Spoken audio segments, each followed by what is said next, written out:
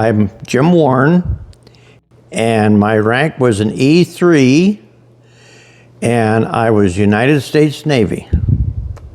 And how long did you serve? 4 years. 1959 and that particular era before 1959, it was hard to make a living. Were you the oldest? And I was the oldest. I have a sister, and my sister was born actually 12 years later.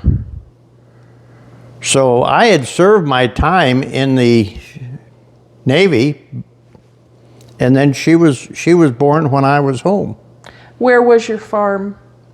It was in Rapid City, South Dakota, and it was on a place that I could sit in the hayfield and see Mount Rushmore very clearly every morning. Wow. Was it hard to leave?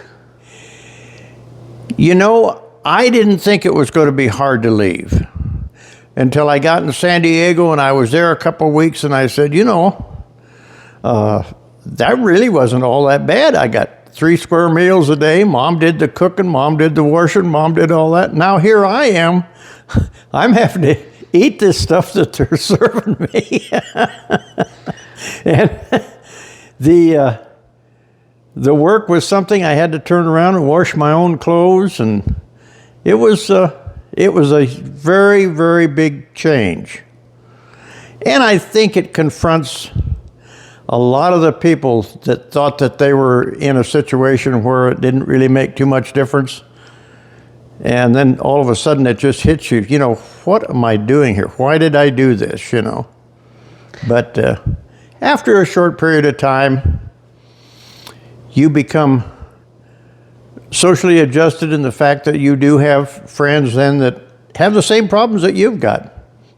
What made you choose the Navy?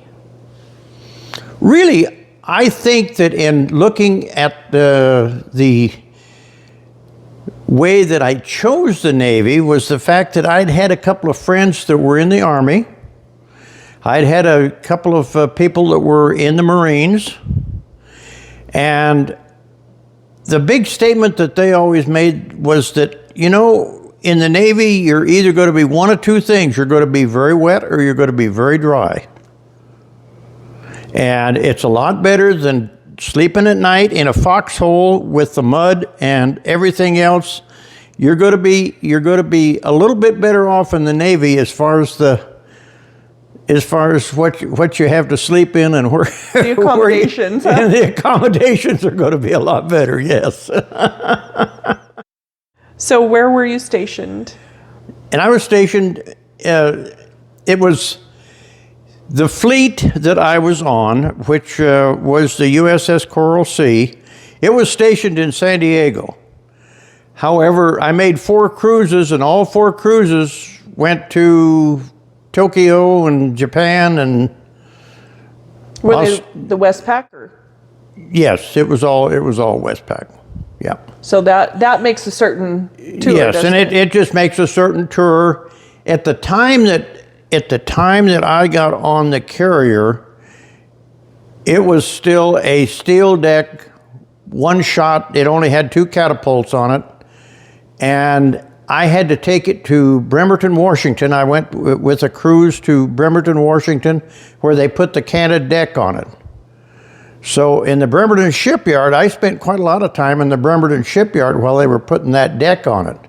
But as soon as that was on there, then we made 2 more cruises, and they always have what they call a shakedown cruise in Hawaii that goes off of there, and then you go on over to Tokyo and hit the ports and stuff over there. And I spent a majority of my time in the South China Sea, and in our port when we were doing all of that was in Hong Kong.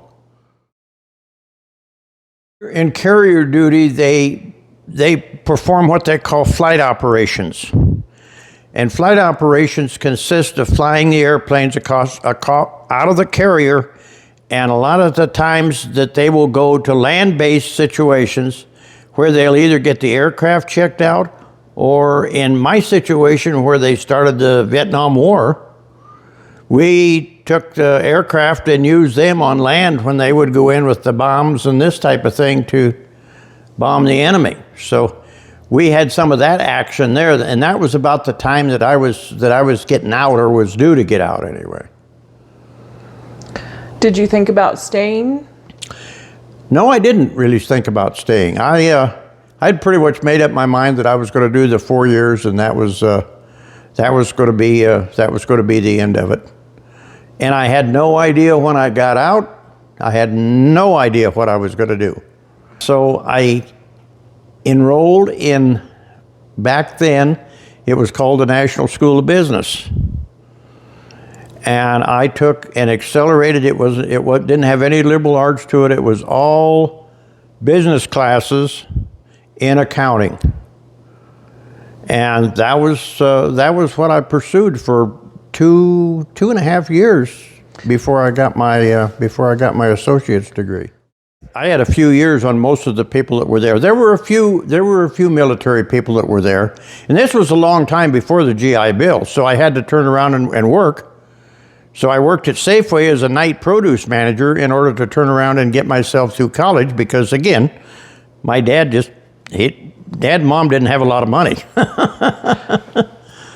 And it isn't like it is now with the fact that you can go back to college under the GI Bill, and normally when the recruiter puts you in now, they have the aptitude tests where they can kind of show you and direct you on where your aptitudes are, and they can kind of steer you. Well, we didn't have that. And make a plan for getting out. Right. Yeah. And they didn't have a lot of that when I went in. When I started looking at the job market and everything, there really, at that particular time, there wasn't that much going on in Rapid City. It was pretty tough to turn around and find anything. And it's kind of a crazy move. There was a friend of mine that said, well, this outfit that I know of was hiring people in Denver, Colorado, and they gave me the name of a district manager that was running the outfit. And so I give him a call. He said, I'd like to see you on Monday, he said, in Denver, Colorado. He said, we'll pay your expenses and we'll bring you down here, send you to school, and then we'll send you out to go to work. When were you married? Oh my gosh, now you're really asking me a tough question. October of 65. So were you in Denver at that time? Yes, I was in Denver. And I dated my wife off and on for about 2 years while I was in between jobs and working different things in South Dakota. And I went to Denver, and I was getting tired of living in the YMCA, and I was thinking about quitting my job. And supervisor come along and he said, well, we've got all the schools and we've got an office ready for you, and we need for you to be there. We'll give you 4 days off to go back and visit your parents and tell them goodbye, and then we're sending you to Flagstaff. I thought, oh boy, isn't this something? And in the meantime, we've been corresponding back and forth, and I've been able to turn around and go back and see her. And so I just picked up the phone and proposed to her, and we were married on a Saturday night in New Underwood, South Dakota. And we were on our way to Flagstaff on Sunday morning. And that was quite a trip. Quite a trip. We ended up, later on, I think it was Farmington, New Mexico, that we turned around and finally spent the night at, and we spent it at a motel that was right next to a railroad track. And we didn't know it because we pulled in there in the middle of the night. Oh my gosh. What memories. And then the only thing that we had, because we didn't have a whole lot of money to travel on, we had some old frozen wedding cake that we ate before we got out. went to Flagstaff. That's funny. Quite a honeymoon, huh? Oh yeah, that was honeymoon, all right. And then I got the call to come to Safford, Arizona. Called me on a Friday evening after I'd gotten home and said, we want to see you in Safford on Monday morning. Give us 2 days. Of course, I had to come down first, but went back and got my wife, and oh, I tell you what, we got down here and we thought, where in the world did they send us? What year was that? That would have been in the 1970. How'd you get into insurance? I got into insurance when I got to Safford. There was a gentleman here that he was getting out of the agency, and he said, we'd like to turn around and we'd like to sell you the agency. We'd like for you to get in the business and take over the agency. And he said, you'll make it. He said, you'll do fine. He said, I'm going to train you. I'm going to take care of all of those things. He said, and he said, you'll make it fine. So 35 years later, I turn around and give it to my daughter. That's so awesome. And my daughter has made a very good success out of it. And she has and will retire with many more years in it than I've been in it, because she got into it at a very young age, grew up with me in the insurance business and in the office.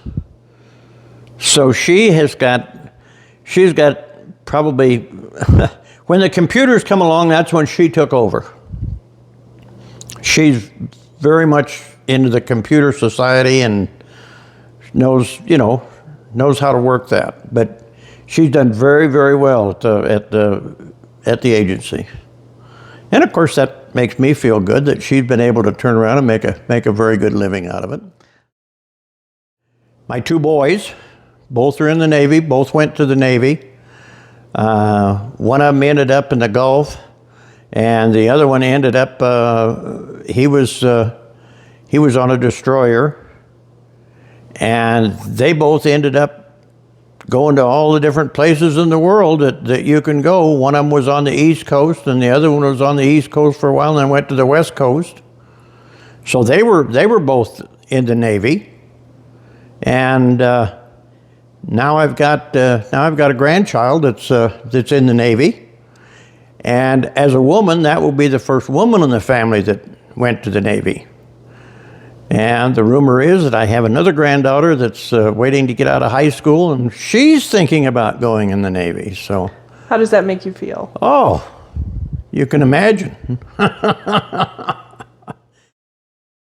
Did your dad serve at all at any time? No, my dad never did serve in any of the armed forces. The nearest one when I was growing up that served in the armed forces was, gosh, I think he was an uncle that served as a submarine sailor. So you really didn't know what you were getting into when you went, huh? Had no idea. No, it was a brand new adventure on my part. I mean, when you live for 18 years in a society that's built around ranching and farming and this type of thing, and your biggest event is maybe going to town and going to the movies. I mean, gosh, it isn't like living in the city or traveling or doing anything of that nature. Yeah. So it's a shock. Yeah. And what would I do if I had to do it over? Probably nothing. I'm very satisfied with the way it turned out, quite frankly.